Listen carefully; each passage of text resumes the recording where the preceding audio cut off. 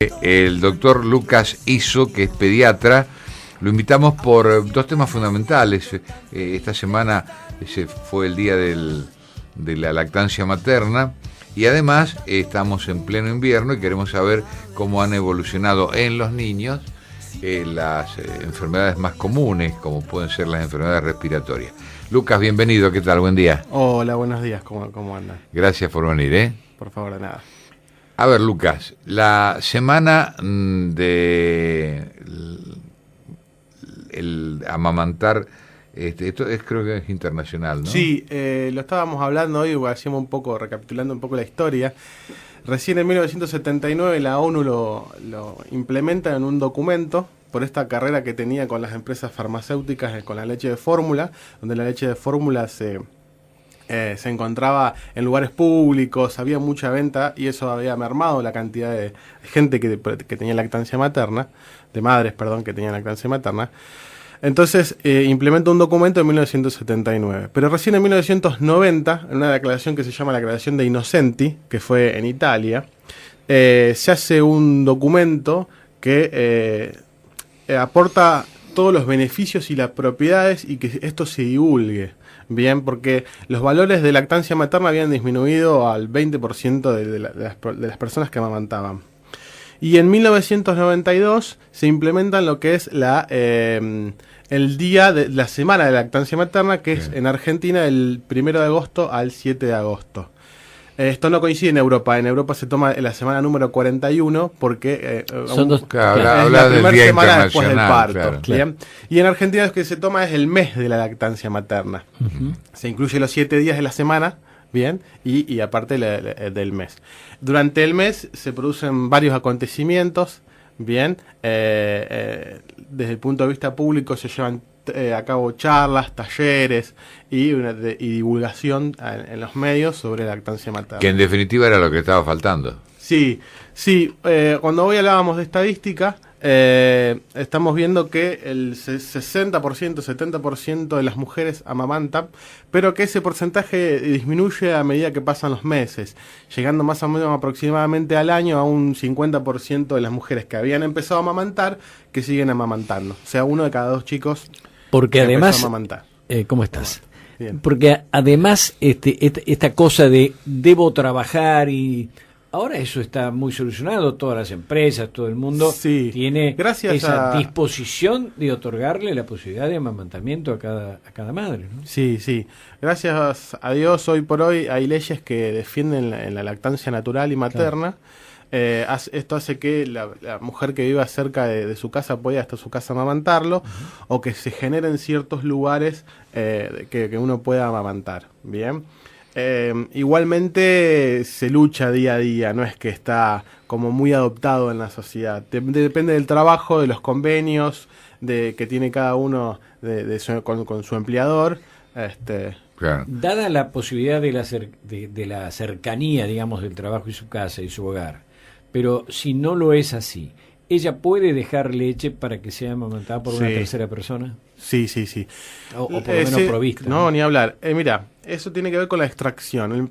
Uno de los problemas que uno ve en el consultorio es cuando viene la madre y dice, bueno, ahora tengo que empezar a trabajar o a estudiar, ¿qué hago? En eso se recomienda seguir dándole la leche materna, claro, ¿bien? Porque, a ver, nunca va a tener los beneficios que trae la leche de fórmula. Segundo, la madre puede extraerse esa leche y dura 2 días en la heladera, 3 meses en el freezer, 2 semanas en el congelador. O sea que no hay un por qué no poder. De gran versatilidad, entonces. Sí. Cuando la leche se saca, si uno, es más, la puede dejar hasta en medio ambiente durante 6 horas. Ajá. Algunos dicen que a partir de la 3ª se empieza a contaminar, pero hasta 6 horas se puede dejar. Inclusive, si uno la deja en el freezer, lo importante esto es para tenerlo en cuenta, descongelarlo, pero no en el microondas, bien, a baño María, para no desnaturalizar las proteínas, ni las inmunoglobulinas, ni nada que tenga que ver. No el microondas, sí en baño de María. Baño María. Es una buena recomendación, ¿no? Sí. Siempre con fecha. La mujer se puede extraer la leche, la pone en un envase bien hermético, estéril, bien, y con la fecha, bien. Correcto. Siempre cuando quiere tomarlo del freezer lo baja a la heladera y de la heladera lo pone en baño María. Hace un paso previo. Exactamente, no directamente del freezer a baño María. ¿Bien? En líneas generales, estimado Lucas, ¿cuáles son los valores fundamentales por los cuales es irreemplazable virtualmente la lactancia materna? Hay dos valores fundamentales. Uno que tiene que ver con el crecimiento a nivel afectivo, bien, donde afianza el vínculo y el apego entre el niño y la madre, en donde cuando la madre amamanta, el hecho de conectar con las miradas hace que hasta inclusive hormonalmente se liberen más cantidad de hormonas placenteras, claro. Bien, y que sea un acto de amor inigualable. Y desde el punto de vista biológico, se le dan ciertos anticuerpos, sobre todo anticuerpos, bien, que hacen que esto sea irreemplazable por una leche de fórmula. A ver, ¿bien? Cuando hablas de anticuerpos, hacernos una relación, por ejemplo, la mamá tiene 25 años, por dar una cifra. Sí. 25 años tiene la mamá. A lo largo de 25 años habrá tenido gripes, habrá tenido una serie de inclusive con la vacuna de la gripe. La vacuna de la gripe está embarazada, la embarazada se tiene que vacunar, ¿bien?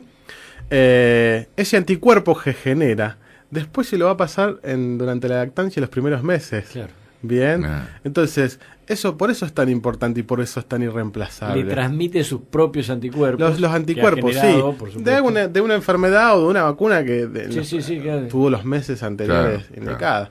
Y si hablamos de inmunidades más perdurables, ni hablar. Bien. Es decir que virtualmente es irreemplazable la lactancia. Es irreemplazable y yo creería que nunca se va a poder lograr una fórmula parecida. No, reemplazar la naturaleza ya se sabe que no. No. Por estas cosas. Y la propensión de las mamás, de acuerdo, siempre hay que manejarse a lo mejor con datos estadísticos, en prolongar más allá de los 6 meses la lactancia, ¿es importante o algunos dicen, no, 6 meses ya cumplí y a partir de este momento? No, es muy importante. Es muy importante, primero por el tema de continuar con el vínculo. Bien, si bien la lactancia materna a partir de los 6 meses baja en cantidad de requerimientos que necesita el niño, sigue siendo igual de importante como complemento, bien, en la dieta del lactante. Porque el niño empieza a comer a los 6 meses una comida por día, con lo cual la lactancia materna sigue siendo el alimento principal y a medida que pasan los meses se va a ir reemplazando por los sucedáneos, bien, o por la alimentación. Por eso es tan importante que durante los primeros meses, por más que llegue el 6º mes, el 7º, el 8º, el 9º, uno puede seguir con la alimentación, inclusive hasta los 2 años, que es lo que recomienda la Organización Mundial de la Salud. Hoy Ricardo hacía una pregunta familiar, ¿no? Es impresionante. Luca, hoy Ricardo te hacía una pregunta que quiero que te la reitere ahora sobre los horarios. Claro, yo pensaba, ¿no? Dentro de mi poco conocimiento del tema, que el requerimiento está dado no por el llanto, no por los horarios, sino por el llanto tal vez, y hasta prever que no se empiece a llorar para darle de comer, ¿no? Sí, no, acá es una pregunta que es muy amplia. Primero, la lactancia materna los primeros meses es a libre demanda. Claro. No hay que poner horarios, no hay que poner... el chiquito pide y hay que darle el pecho. Bien, eso es muy importante. Porque el estrés que lleva el parto hace que se gaste mucha energía. Bien, entonces cuando el bebé nace ya inmediatamente se prende y eso es muy importante. Primero porque aparte le da beneficios a la mujer. El hecho de que cuando el bebé nace prendiendo al pecho hace que tenga menos cantidad de hemorragia la madre durante el puerperio. Sí, ¿bien? Sí. Entonces ya ahí ya empiezan los beneficios inmediatamente de recién haber nacido con el solo hecho de amamantar. El niño, con el solo hecho de amamantar. Si uno ve los beneficios a largo plazo, uno ve que, por ejemplo, disminuyen las otitis, las diarreas, las enfermedades respiratorias, inclusive es protector del cáncer de mama, el cáncer de ovario en las mujeres. Claro. Así que imagínense lo importante. Pero volviendo a la pregunta original, es muy importante la demanda y después del 4º, 5º mes uno lo va adaptando al niño, ¿bien? Porque si no después la otra pregunta en el consultorio es no le alcanza la leche que yo le doy, entonces le tengo que dar otra cosa, claro. ¿bien?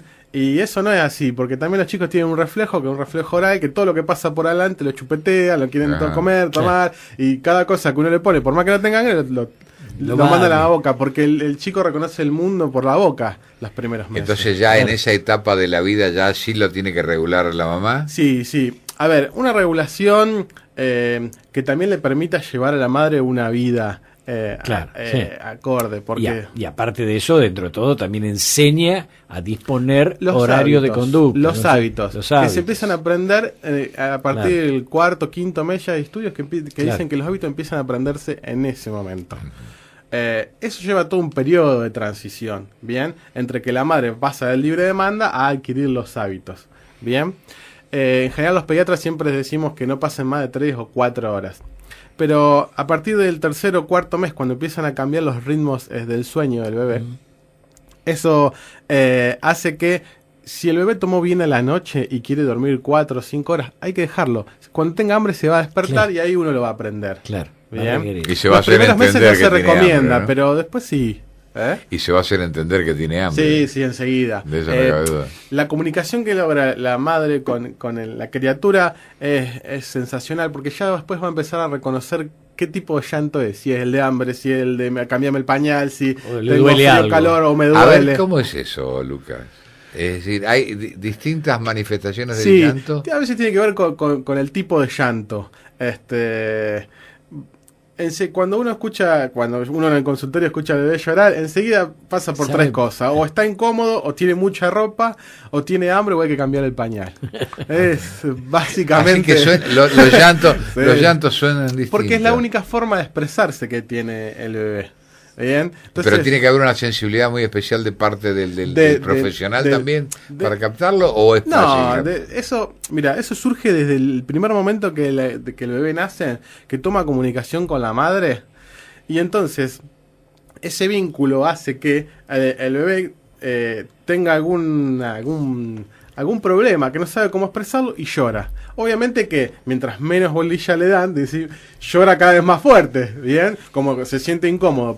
Y aparte establece ese llanto de acuerdo con la respuesta también. No, seguro, ni hablar. Hay chicos que, no todos los chicos son iguales, hay chicos que también tiene que ver cómo uno los va criando, claro. Bien, que al mínimo suciedad lloran con espectacularidad tremenda. Claro. ¿Pero por qué? Porque tienen padres que no lo dejan estar sucios. Sí, y hay otros chicos que puede pasarle un mundo por adelante. Yo lloro así porque estoy sucio. Es decir, que maneja con inteligencia la demanda también. No, sí, seguramente. Al principio es puro reflejo y es como uno lo va enseñando. Y después lo va manejando con...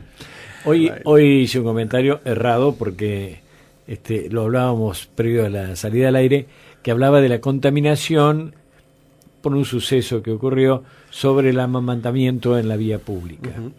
Y bueno, me gustaría que lo contases porque yo dije, se contamina esto y demás sin conocer. Sí, sobre la contaminación. Lo que es decir, a ver, para ponerlo bien en tema, una mamá que de pronto amamanta en plena calle a su bebé. La lactancia materna es lo menos contaminante que hay, ¿bien? O sea, directamente produce contaminación cero con respecto a lo que es la leche de fórmula. Y segundo, uno puede amamantar en cualquier lugar, en cualquier momento y sin ningún problema, ¿bien? Porque es un acto natural, ¿bien? Porque por más que me pase un colectivo, como habíamos hablado hoy, que de humo, eso no le va a afectar a la leche, va a afectar a la respiración del niño, pero no a la leche, claro. Bien, no le van a llegar esos contaminantes. Inclusive hablábamos de que las mujeres que amamantan pueden dar algunas medicaciones a sus hijos, sin ningún problema, sin que esa medicación pase a la leche materna, uh-huh. Al niño, uh-huh. Bien, entonces, lo que hay que dejar bien en claro es que uno, cuando el bebé lo requiera, en cualquier momento y en cualquier lugar puede dar de amamantar. Eso es un concepto que no nos tenemos que olvidar. Bien, que desde hoy hablábamos de la historia, que durante la historia eso fue muy natural y después con el paso del tiempo lo fuimos perdiendo. Sí, y hay que volver a retomar la naturalidad del acto. Lucas, ¿hay alguna afección de la mamá que le impida, y esto ya esté dictaminado así médicamente, dar de mamar a su bebé? Mira, en general son muy... escasas. Sí, son muy escasas. Bien, lo que uno siempre recomienda es, primero hay que evaluar diferentes cosas. La madre, el niño, la técnica, bien, la formación de la areola, del pezón.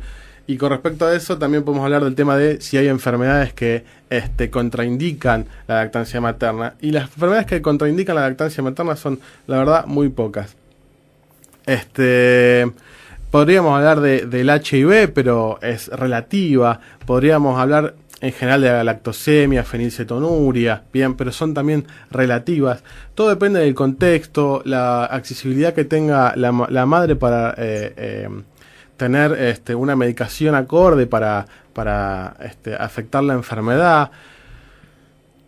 A veces las contraindicaciones se pueden producir en algún estudio de tiroide con yodo, pero la interrupción son de lapsos de unos meses que la madre puede, en caso de que si guardó leche, usar esa leche en ese lapso donde no puede amamantar. Pero después puede volver a amamantar. Son muy contados, muy pocas. Muy pocos los casos en que la mamá no pueda amamantar. Es decir, que también quita argumento aquello de que sí, no podrá por alguna cosa. Sí, o no puedo. Sí, la mayor parte pasa por la paciencia, la dedicación, encontrar el lugar y la persona que le sepa explicar. Y cuando la mamá aduce que no tiene leche. Puede pasar en ciertos casos de que el volumen sea insuficiente, ¿bien? Eso tiene que ver mucho con la producción, ¿bien? Tiene que ver mucho con el estrés que tiene la madre frente a esa situación. Uh-huh. El estrés le juega en contra a la madre. El estrés de la maternidad. Sí, el estrés de la maternidad y el estrés de tener miedo a no saber cómo amamantar o no saber cómo hacerlo. Eso puede hacer que la bajada de leche sea muy poca y que tenga dificultad en ese momento. Hay mujeres que no lo logran y hay mujeres que con el tiempo y la paciencia pueden obtener esa bajada de leche. La mayoría de las mujeres no tienen problema con el amamantamiento, ¿bien? Salvo algunas excepciones que por ahí son de causas más biológicas que de otro aspecto. Pero ya te digo, el principal problema pasa por la paciencia y la estimulación que se le hace a la madre. Bien, había dos temas que yo había apuntado para que conversáramos con el doctor Lucas Iso, que es pediatra. Estamos en pleno invierno. ¿Cómo ha sido este año el tema de afecciones respiratorias, las más comunes que trae las bajas temperaturas, Lucas? Este invierno, con respecto al invierno pasado, lo que hemos tenido es más cantidad de casos, pero no más severos. Bien, y lo que se observó fue un adelantamiento del pico de la gripe de 2 semanas con lo que se preveía. Por eso el pico de la gripe se presentó más que nada en mayo, mediados de mayo, cuando se preveía 15 días después. Por eso, en el entrecruzamiento con el tema de las vacunas, claro, había gente que se estaba vacunando y había gente que estábamos en el medio de la gripe. Sí. Entonces, padeciéndolo. Claro, eso hizo que se cruzaran los dos carriles de la curva y que tuviéramos ese pico tan desesperante que hubo. Bien, la gripe es una enfermedad que existe desde que existe la humanidad.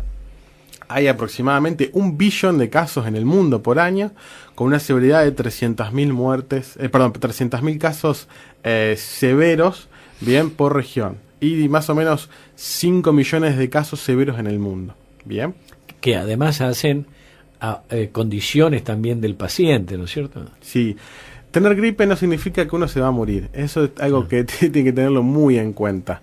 Para eso la vacunación, bien, y la vacunación tiene determinados requerimientos de gente que se tiene que vacunar. Ejemplo, el equipo de salud se tiene que vacunar todo. La mujer embarazada se tiene que vacunar hasta los 10 días del puerperio. Los mayores de 65 años, los menores de 2 años, entre los chicos de 6 meses a 2 años todos, bien, y entre los 2 años y los 65 años, todos aquellos que tengan patologías crónicas o enfermedades autoinmunes o ciertas neoplasias. Bien, eso hay que tenerlo muy en cuenta, porque uno piensa que hay que vacunarse, todo el mundo se tiene que vacunar, y no es así, sino que existe cierto requerimiento para la vacunación. Bueno, eso es importante. ¿Y qué pasa con la bronquiolitis? La bronquiolitis es, para nosotros los pediatras, es el tema de todos los años. Lo que se observó fue, coincidiendo con los casos de gripe, mayor cantidad de casos con respecto al año pasado, pero no mayor cantidad de casos severos. Bien, hay que tener en cuenta que la bronquiolitis no la produce la influenza o H1N1, o es uno de los virus que la produce, pero no es el más importante. El virus más importante es el virus sincital respiratorio, que hoy por hoy el 70% de las bronquiolitis corresponden al virus sincital respiratorio y el resto a otros virus. Eso hay que tenerlo en cuenta. ¿Y cómo se trata, doctor, tratándose de un virus? Todos los virus se tratan de la misma forma, de forma sintomática. Bien, en algunos casos particulares, y sobre todo cuando uno habla de el H1N1, si se puede aislar, en realidad es controvertido. Lo que dicen las recomendaciones es que si uno medica a un paciente con gripe, lo debe medicar las primeras 48 horas del diagnóstico. Bien, con lo cual se medica a todo paciente internado o con factores de riesgo, más allá de que el hisopado con la muestra que se le pueda tomar al paciente dé positivo o negativa para H1N1. Bien, entonces solamente en casos puntuales uno termina dando una medicación viral. ¿Y si no, ¿qué hace? Y si no, el tratamiento es sintomático. Trata la fiebre, baja la fiebre, trata de tener un reposo relativo. Bien, esto no quiere decir todo el día postrado en la cama, sino poder moverse dentro de la cama. Importante el hecho de no contagiar, bien, el de lavarse bien las manos, estornudar en el antebrazo, ventilar bien la casa, bien. Y la duración del proceso, generalmente de 7 a 10 días, bien, en un periodo donde los periodo de incubación, después tenemos el periodo de la enfermedad, bien, en el cual el paciente empieza a tener fiebre, tiene estos síntomas de rinorrea, que es la agüita que se le cae por la nariz, bien, tos, dolor de garganta, dolor corporal, bien, que son los mayores síntomas. Después de 3 o 4 días, el paciente empieza a sentirse mejor, bien. Puede hacer picos de fiebre, se tratan con ibuprofeno, paracetamol y no mucho más que eso. Hay que tener algo muy presente. La gripe no se cura con antibiótico, bien, salvo que tenga una complicación y el médico le indique el antibiótico. Y la complicación si no, se cura con el proceso. Se cura con el proceso. Tiene que ser la suma al virus de bacterias. Sí, la gripe puede tener complicaciones. La primera complicación, la más frecuente, es la neumonía, y en esos casos el médico le va a recomendar un antibiótico. Si no es necesario, no se recomienda, porque sabemos que los procesos virales se curan con el tiempo, salvo en determinadas circunstancias o personas que requieran que se le medique con algún retroviral. Ricardo, la última, vamos cerrando. No, yo decía que las personas que están en esos sectores de riesgo deben responsablemente vacunarse, porque no hacerlo producen también la posibilidad de contagiar a otros. Sí, la vacunación produce lo que se llama vacunación en rebaño, ¿bien?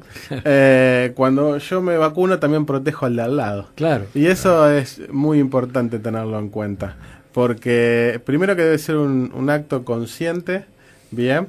Desde el punto de vista de que yo primero me tengo que proteger a mí y después tengo que proteger al de al lado. Claro, ¿bien? Y únicamente se hace con la vacuna. Exactamente. En principio hubo alguna resistencia, ¿no? Algunos comentarios que no sí, siempre existen resistencia a la vacunación. Es que hay un mito que es vacunarse. Sí, me vacuno y me enfermo. Y me enfermo. Mira, la vacunación no produce la enfermedad en sí. Lo que puede pasar es que la persona esté incubando un proceso infeccioso y que la vacuna ayude a acelerar el proceso infeccioso. Pero si yo estoy sano y me vacuno, no tengo por qué enfermarme. Eso está claro, está demostrado. Eso está demostrado. Bien, nos ha acompañado en este espacio el doctor Lucas Izzo, pediatra.